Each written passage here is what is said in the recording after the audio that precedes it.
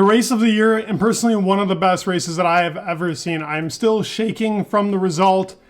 Yeah, love him or hate him, Max Verstappen is a king, and he really is one of the best Formula One drivers we have ever seen in this sport.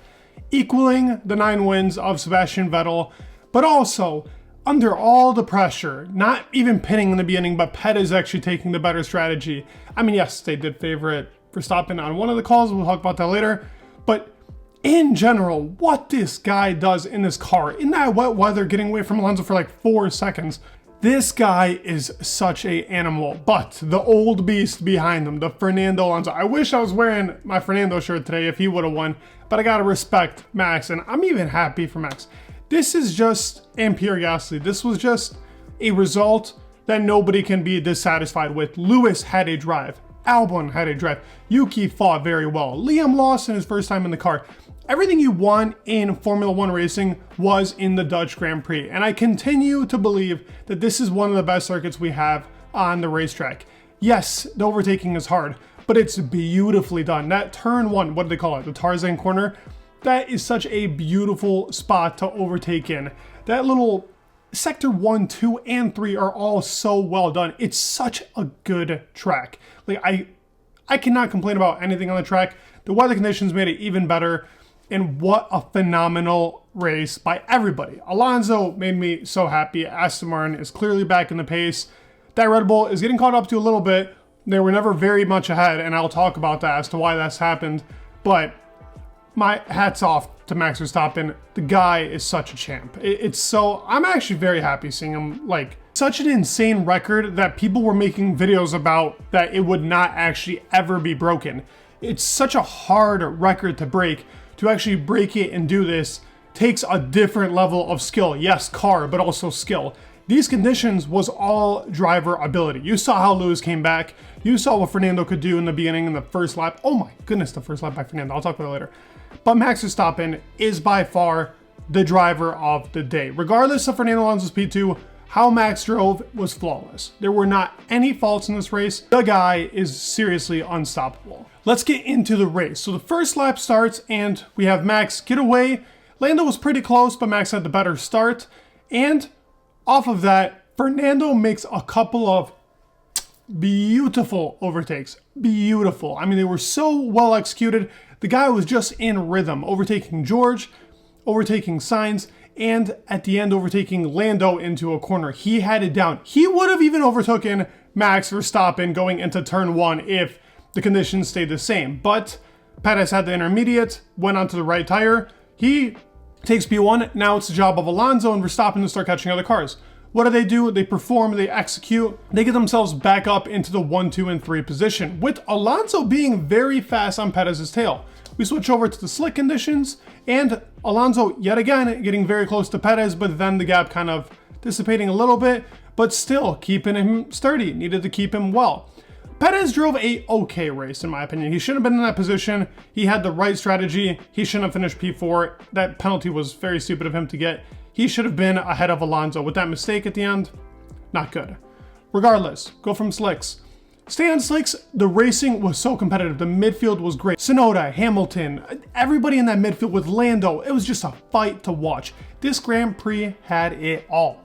Beautiful racing, just phenomenally done in the fashion that it happened. This Grand Prix was just the best. Slick conditions, the rain starts to pour in. And I mean, it was drenching that track. Everybody goes on tenders. Yet again, Perez took the optimal tire strategy here. Went in a little earlier, but they didn't even have the tires ready. Speaking of that though, Ferrari didn't have the tires ready like 2 or 3 times in this race. Ferrari, I don't know what they're doing, but they're definitely not racing in Formula 1. They're still a team that needs to be in Formula 2 at this point. But regardless, they don't have the tires ready. Perez makes a decision, goes in, takes a while to put on his tires. He gets on tires, he's still ahead of Alonso, and what does he do? He puts it into the wall. While Alonso comes out, taking the position, taking the P2, and then Red Bull actually pits Max Verstappen for the extreme wets. Alonso gets called in by his pit crew. Come in, let's actually put on the extreme wets. He says no to it, and it actually helped him. I mean, it would have been a red flag anyways, but it helped him. Actually, you know what though? It wouldn't have been. He would have gotten screwed over. So I'm glad that Alonso made that decision. He doesn't come in for the pits. Perez does, puts him to P6, but the red flag comes out and they put him back in P3. Now on the restart, even Alonso talks about now in his podium interview, he said that he was going to go for the move, but he didn't want to crash out. He wanted to finish in that P2. I think that was the right decision. Nobody really knew the actual braking limits there. I think he could have had it. He had the ideal restart. Maybe a little bit more, but almost ideal. He should have gone for it and seen if he could have kept him behind. But Max, man, he made a 4-second gap by the end almost. That guy is just... there's not enough good words I can put into my mouth for Max Verstappen. He's just an animal. Alpine, I am so happy for the team. Honestly, they deserved the great result. Qualifying was abysmal, but Pierre Gasly, what a drive. And hearing him on the radio, he's got my favorite radio celebrations whenever he gets on a podium or wins, because that is the emphasis of, I am stupidly happy and I did it. I did my all. So congrats to the Alpine team and Pierre Gasly. A beautiful, beautiful race by that guy. It's got to be talked about. Our top three were genuinely the best three racers of the day. It really was like that. I genuinely believe that, and almost in that order. Fernando and Max are very interchangeable on who's your actual driver of the day. Pierre, phenomenal. Carlos was phenomenal in a Ferrari that was super bad. Lewis was phenomenal in that Mercedes, what he could do. That George Russell and Lando incident kind of sucked. I would say Lando did not have a great Grand Prix, but it also comes to show that the McLaren, the weaknesses of the tire degradation is still there, and their pace was not that great. Now, if he was able to keep the position that he was in, I think he could have been competing with the Aston Martin and with the Mercedes. It seemed like the Aston Martin and Mercedes were the fastest cars going into this actual weekend to actually compete against Red Bull. And as David Coulthard even said in the middle of the race, on the actual soft stints, these guys were pushing like crazy. It was the first time that we saw actual gaps. That Red Bull isn't as fast as we all thought. I mean, it's fast, don't get me wrong. I'm not going to make a huge statement. It's still the fastest car by a good amount. But Fernando was able to keep up for a good period of time with both Checo and Max and always stayed within 10 seconds, 10 to 15 seconds. That's huge on constant pushing. It was constant pushing, and in fastest laps, Fernando was putting in laps. Obviously, Max probably could have gotten the fastest lap, but didn't go for it. So when the cars are actually pushing to their max, every car is pretty close. This is very reassuring for the end of the season and going into 2024. This Grand Prix had it all. You have the slow, you have the medium, and you have the high speed corners and straight line speed off of the banking. So it comes to show you the most even and equal cars were the ones that were most competitive in this race. As to why McLaren was struggling, because they couldn't go through those very long sweeping corners. It was just a phenomenal thing for every single team. I mean, Haas, Jesus, Haas. The car is just nowhere. Alfa Romeo felt like they were nowhere as well. Those are the two by far worst cars on the grid, I would say, at the moment. AlphaTauri actually has an okay car in some conditions. That Williams just puts a smile to my face seeing Albon get some points. I wish Logan could have finished the race. I really do feel bad for Logan. It's tragic. The guy is a rookie, and I get it. He was probably under pressure going into the race. A lot of tricky conditions, but Liam Lawson finished the race. So what excuse do you have, Logan? It's not a good look for our guy. Not a good look for the American team. But regardless, I think Logan was good in qualifying, but it's not good to be crashing twice out. It's just bad for the team. Now you got him making another mega repair job. Hopefully Monza can be a point scorer, or I actually think I'm going to see him out in 2024.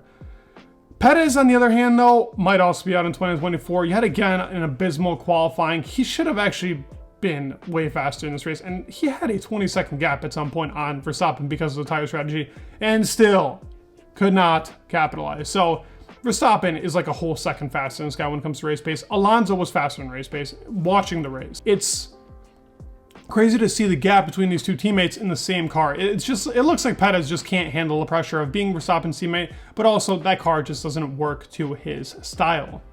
Sainz, another thing I wanted to salute was his defense on Hamilton. It was great. He was defending at an amazing level, and Hamilton couldn't get through him, even though he was the faster driver. Oscar Piastri, I also want to shout out. He made a whole bunch of overtakes, and they were beautiful overtakes as well. Made a couple of mistakes, wasn't in the greatest position, but that guy in tricky conditions, you give him an RB19, he would have been up there with Max Verstappen. He's a good driver in tricky conditions, but the best of the best come out in tricky conditions, and that really is Lewis, Max, and Alonso. Those guys, and Sainz is a good driver in tricky conditions as well, don't get me wrong. Those guys are amazing. And another thing that I wanted to point out that I don't know if anybody else noticed, but it was pretty funny to me, was that every team was almost focused on like one driver. Like Ferrari practically disregarded Leclerc in this race. They had no tires at some point for him. Slow pit stop, just nothing to be done there. For Alpine, Ocon was put on extreme wets when everybody knows those tires are garbage. I mean, for Aston Martin, Lance Stroll asked to go in for an intermediate. They say no. Then they put in Alonso the same lap as Lance. Lance gets put back to this thing. Then he stays out on softs for way too long in the wet. I mean, every team was like, all right, we're picking you and screw the other driver, which I guess in this case, it worked. Mercedes was kind of working with both, but they had abysmal strategy. Lewis Hamilton saved them from a terrible Grand Prix. Fastest lap for Alonso comes to show that car is coming alive, and that pace was phenomenal. They really were a fast car in these conditions, but also in the dry pace, I think they're getting their mojo back. How will Monza look? We'll have to see. But Singapore, hey, Alonso even hints at we could get that 33 soon. Now, I don't want to be too hyped up. I don't think they're there yet, but in another race in these conditions, maybe Singapore with some monsoon weather, it could be another banger we're getting in for. I think the Italian Monza Grand Prix will also be great, but I expect Ferrari to be pretty fast there. I'd like to hear all your thoughts down below. This is kind of a summary and analysis of what happened. Comment down below. I love seeing your comments and I love replying to them. So please comment. You guys are the best. You guys mean the world. Please like, subscribe, and peace.